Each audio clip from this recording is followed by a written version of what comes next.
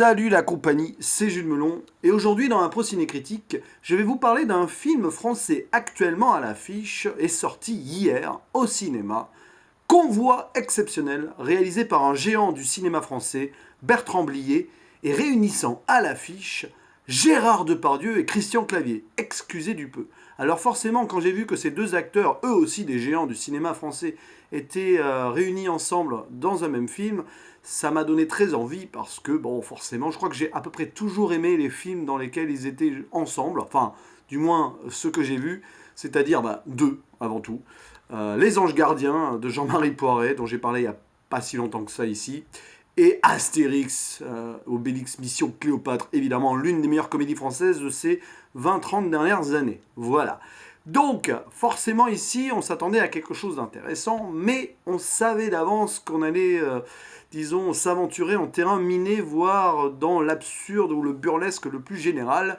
Et ça n'a pas manqué, parce que je vous avoue que là, je sors de ce film totalement tourneboulé. Je ne sais pas exactement quoi penser. C'est en mode un peu prise de tête et plus impro que jamais que je vais vous parler de ce film. Je vous avoue même que je ne sais même pas si je l'ai aimé ou pas. C'est le genre de film, vous sortez de là, vous vous demandez ce que vous avez vu, et en fait, vous ne savez pas si vous avez apprécié. Il y a des trucs que vous avez appréciés, il y a des trucs qui vous laissent tellement loin que, en fait, et ben voilà, c'est très compliqué. Bon, déjà, je vais faire un petit prélude à tout ça, c'est vous parler vite fait de ma relation personnelle avec Bertrand Blier. C'est pas un réalisateur que je connais énormément, de nom évidemment, y compris beaucoup de ses films que je connais de nom, mais je crois que j'en ai vu que deux dans ma vie. Et bon, en me rappelant ces deux films-là, je savais que donc ce film allait être particulier. Puisque j'avais vu Calmos, il n'y a pas si longtemps que ça, hein, à l'époque où Jean Rochefort, pardon, pas Jean Rémort, Jean Rochefort est mort, voilà. Je m'étais fait ce film parce qu'on me l'avait conseillé. Tiens, regarde ce film-là parce que bon voilà, c'est l'un des meilleurs rôles de Jean Rochefort. Et en effet, c'est un film assez improbable, totalement ultime et décalé comme on en voit rarement, même à l'époque, dans l'histoire du cinéma français. Et j'avais surtout beaucoup aimé Buffet froid, avec Gérard Depardieu d'ailleurs. Un film très cynique, noir et burlesque, que j'ai vu il y a un an environ, donc je n'ai pas parlé ici parce que je l'avais vu en vacances avec ma mère, et voilà. Et donc, en voyant Convoi exceptionnel, en sachant le scénario un peu de base, je sentais que ça allait aller loin, et en effet, c'est allé beaucoup plus loin même que j'aurais pu l'imaginer.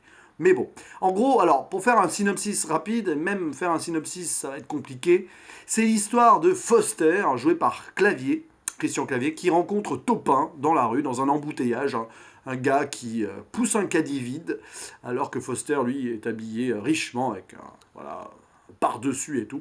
Bref, Foster le riche qui rencontre le pauvre en guenille Depardieu, qui joue donc Topin. Et les deux, c'est bizarre, parce qu'ils se rencontrent sans se connaître, mais comme s'ils se connaissaient, c'est assez paradoxal.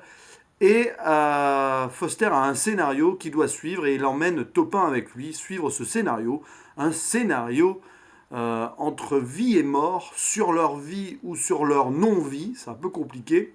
Et la première chose qu'ils doivent faire ensemble, c'est aller tuer quelqu'un, un certain Le Réveillé, qui va donc s'endormir pour toujours. Il y a sûrement une sorte d'ironie profonde dans le nom du personnage, mais bon. Bref, vous rentrez direct, hein, mais alors, sans chichi, sans prélude, dans le film comme ça, et on n'en sort jamais vraiment. Et d'ailleurs, on sort de là, au final, pas vraiment indemne, parce que y a beaucoup de choses, en fait, dans ce film. Ce film, il est dans un paradoxe total, parce que, à la fois, il raconte rien, mais il raconte aussi énormément. Il y a beaucoup de métaphores sur la vie et le cinéma. Pour faire simple, la métaphore générale du bordel, c'est que la vie, c'est comme le cinéma. Voilà. Et ici, on a l'impression, et c'est ça qui est génial d'ailleurs, c'est l'une des grandes qualités du film malgré tout, même si on ne sait pas trop quoi on en pense, c'est qu'on a l'impression que le film s'écrit devant nous, s'improvise même parfois. Je me demande même s'il n'y a pas quelques scènes un peu improvisées, mais j'en doute, ça donne cette impression. Et il en ressort un ensemble général totalement c'est le bazar, quoi. T'as l'impression que tout a été mis comme ça, bout à bout, sans vraiment de sens. Et pourtant, je suis persuadé que ce film a été écrit avec minutie, euh, pendant plusieurs semaines, mais plusieurs mois par Bertrand Blier. Ça se sent. Donc c'est assez étrange parce que ça se sent que c'est écrit, mais on a l'impression aussi que c'est n'importe quoi. Voilà. Donc ce film, c'est un peu une ode au n'importe quoi, mais en même temps, ça a un sens profond sur la vie et l'existence. Voilà. C'est un film philosophique et burlesque, absurde total, et qui nous renvoie à notre propre réalité. J'ai même envie de dire que parfois, il nous renvoie à la triste, ouais, à la triste stupidité de notre existence. Et malgré le fait qu'on n'ait pas vraiment tout compris, qu'on sort de là en mode waouh et tout, ça laisse aussi un petit goût amer dans la bouche parce que bah, ça nous fait aussi réfléchir sur comment on vit les choses et ça nous fait réfléchir sur le scénario de notre vie, le scénario déjà écrit, tout ce qu'on a déjà vécu et tout ce qui va venir. Voilà. Ça donne aussi l'impression que Bertrand Blier ici nous réalise une œuvre testament. Voilà, c'est l'impression que ça donne parce que bah, il a 79 ans, voilà, ça faisait 9 ans qu'il avait plus fait de film. Alors si on suit cette logique, c'est peut-être son dernier, on n'en sait rien, mais bon. Et c'est vrai que c'est assez sombre quand même, tout ça. Il y a des scènes, mais d'une tristesse, mais abyssale. On va y revenir un peu dans certains détails. Et au final, d'ailleurs, il y a un passage avec un producteur joué par Guy Marchand, très touchant ce moment-là aussi, parce que Guy Marchand, on voit, bah, il a morflé, hein, il a plus de 80 ans, sa vie est quasiment derrière lui.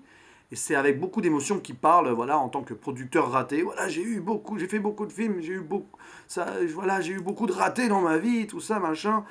Et c'est assez terrible, quoi, avec ce parallèle terrible donc entre la vie et le cinéma, parce que lui, ce producteur désabusé, il cite cette phrase, je crois, qui est un peu du genre la vie, c'est comme le cinéma, sauf que dans la vie, on meurt. Voilà. Donc, ça laisse aussi se poser cette question-là du pourquoi les gens font du cinéma, pourquoi on crée dans le sens général, pourquoi on écrit des histoires, pourquoi on invente des choses. C'est un peu pour laisser notre empreinte sur cette terre, parce qu'on n'a pas envie de disparaître complètement. Donc, vivre sa vie, oui, mais y laisser sa trace, c'est mieux. Quoique, comment faire pour être certain qu'on laissera une trace dans nos vies, de nos vies, dans l'existence cosmique et générale de l'univers.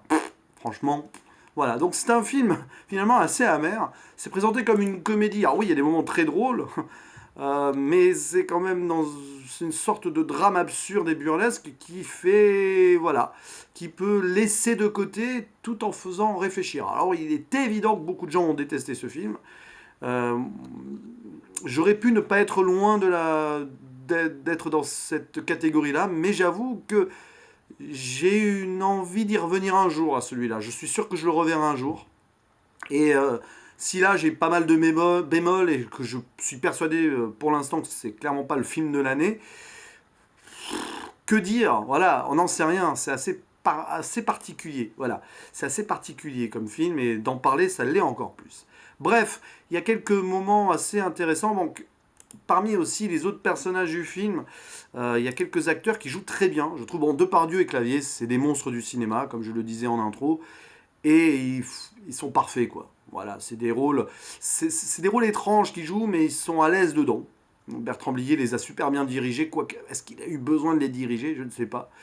En tout cas, il y a une très belle alchimie entre les deux, comme toujours, et franchement, ça fait super plaisir de les voir ensemble comme ça, entre amitié et non-amitié, on ne sait pas trop. Enfin, l'évolution de leur relation, si tant est qu'il y ait une relation qui se crée, c'est compliqué, hein, vraiment. Elle est géniale, je trouve. Voilà. Et puis il y a d'autres acteurs secondaires voilà, qui vont et qui viennent, qu'on voit pas souvent, sauf une que j'ai trouvée excellente dans le film. C'est une certaine Farida Rawaj, que j'avais déjà vue dans un film, j'ai reconnu sa tête, et je l'avais vu par exemple dans le film Paparazzi d'Alain Berberian, qui est sorti il y a plus de 20 ans. C'est clairement pas le film du siècle non plus, mais je l'ai reconnu de là, et alors franchement, elle joue le rôle d'une femme qui n'a pas le scénario, qui n'a pas de texte, qui n'a pas le script. Comme Topin d'ailleurs, Topin il pousse son cadet vide, il a pas le scénario. Il n'y a que Foster qui est là et d'autres personnages autour. Bon bref. Et cette femme qui n'a rien, elle est triste, elle est perdue au début, il la rencontre devant une boulangerie. Et voilà, c'est la femme qui représente la tristesse. Et à un moment, elle a un monologue où elle raconte des souvenirs d'enfance très glauques. C'est extraordinaire. Un plan séquence tout en zoom sur son visage. Ça doit durer 2-3 minutes où elle parle donc de ce qui s'est passé de glauque quand elle était plus jeune. Une histoire avec un professeur qui l'a mise enceinte, enfin, bref. Et elle le joue, mais alors d'une justesse. Et alors, c'est une scène très difficile, parce qu'il n'y a pas de cut, hein. Et elle arrive même à pleurer au bon moment. C'est voilà, ça c'est la scène à Oscar. Bon, j'exagère, mais c'est du grand acteur studio. Ça, franchement, pendant 3 minutes, on sort complètement du temps et on est là devant ce monologue et on arrête de respirer, quoi. Très très bon moment. Il y a d'ailleurs quelques monologues comme ça dans le film qui apparaissent et tout. D'ailleurs, il y en a un vers la fin aussi, récité par Clavier. J'en dis pas plus parce que là, il faudrait que je spoil. Quoi qu'on pourrait spoiler, franchement, ce film, il est inspoilable, tellement il est incroyable. Dans le sens incroyable, on a du mal à y croire, quoi. Voilà. Et d'autres, bon, les autres acteurs, sinon pas forcément très marquants. J'ai bien aimé le Jandel qui joue donc celui qui est tué au début du film, là, le réveillé. C'est un acteur qu'on voit souvent en second rôle et qui est toujours très bon. Il y a Audrey Dana qui joue la showrunneuse, la chef des scénaristes. Parce que oui, dans le film, il y a une mise en abîme, c'est méta, quoi. On voit les scénaristes qui apportent les pages de script aux personnages pour qu'ils suivent le script, le scénario de leur vie, quoi. C'est incroyable. C'est le nœud principal du film, ça. Voilà, donc Audrey Dana, pas spécialement extraordinaire, mais bon, elle fait le boulot quand même. Il y a Alexandra Lamy qui apparaît vite fait dans une scène, elle joue la femme de Foster, jouée par Clavier. Il y a Sylvie Testu qui est l'amie d'enfance de Topin. Il se retrouve un moment, voilà. Il y a Alex Lutz. Voilà, Alex Lutz qui joue l'un des scénaristes, Edouard, un scénariste un petit peu qui veut un peu changer les choses et qui embête un peu la showrunneuse. Et Alex Lutz, très bon, voilà. Alors, à chaque fois que je le voyais, je me souvenais de son rôle dans Guy, hein, son film, là où il a eu l'Oscar l'année dernière. Pas cette année, mais pour l'année dernière. Et à chaque fois, j'essayais de voir dans son regard le fameux Guy Jamais. Bon, c'était amusant, mais il joue bien, hein, Alex Lutz, c'est clair. Là, il a un bon rôle aussi. Et puis d'autres seconds rôles moins importants qui seraient totalement fastidieux de citer ici. Voilà, donc c'est un film pas pour tout le monde. Ça, c'est clair qu'il va laisser pas mal de gens sur le carreau. Je suis pas certain que la critique soit très positive dessus. C'est le cinéma de l'absurde et du surréaliste. Il y a des moments, ça m'a rappelé forcément Quentin Dupieux, puisqu'on parle de cinéma français absurde et surréaliste, c'est ça. Mais bon, Quentin Dupieux, bah, Bertrand Blier était là avant lui. C'est peut-être une des influences de Dupieux d'ailleurs. Il y a des moments, c'est clairement ça. Alors, on pourrait aussi citer Lynch, évidemment. Bon, voilà, c'est un petit peu enfoncer les portes ouvertes. Mais voilà. Bref, c'est un film sur le scénario de la vie, la mort, l'existence. Il y a beaucoup, beaucoup de métaphores et de mise en abîme là-dedans. Il serait impossible de toutes les citer là, surtout en impro. C'est un film qui mériterait des analyses une analyse pendant plusieurs heures et probablement des pages et des pages de retour dessus à l'écrit. Mais là, voilà, c'est un procédé critique, donc je ne vais pas aller plus loin. J'ai pas forcément non plus envie de trop en révéler pour ceux qui ont envie d'aller voir ce film. Mais en tout cas, si vous y allez, accrochez-vous. Essayez de voir le symbolisme et les messages derrière, parce qu'ils sont hyper intéressants. Après, ouais, il y a des soucis de rythme, mais c'est normal. Je me souviens que dans Buffet froid aussi, ça m'avait fait cet effet-là, même dans Calmos. Il y a des moments où tu es là et tu te dis, mais ok, qu'est-ce que je regarde, mais surtout, mais qu'est-ce que je fais là, quoi. C'est assez étrange. Mais bon, c'est quand même un film très intéressant en soi. Je ne saurais dire si j'ai vraiment accroché à fond. Dire ça serait mentir, là. Mais à chaud, hein, que dire à chaud. Voilà. Voilà, je vais essayer de mettre une note sur Sens Critique. Je vous avoue que je ne sais toujours pas laquelle. Je suis bien emmerdé. Mais c'est une petite expérience cinématographique qui vaut le détour. Et c'est là le principal. Voilà. C'est tout ce que j'avais à dire sur ce convoi exceptionnel de Bertrand Blier. Et c'est déjà pas mal. Hein. J'ai un peu parlé dans le vide. Un peu parlé pour rien. À l'image de ce film d'ailleurs parfois. Hein. C'est assez étrange, non? À la prochaine. Ciao.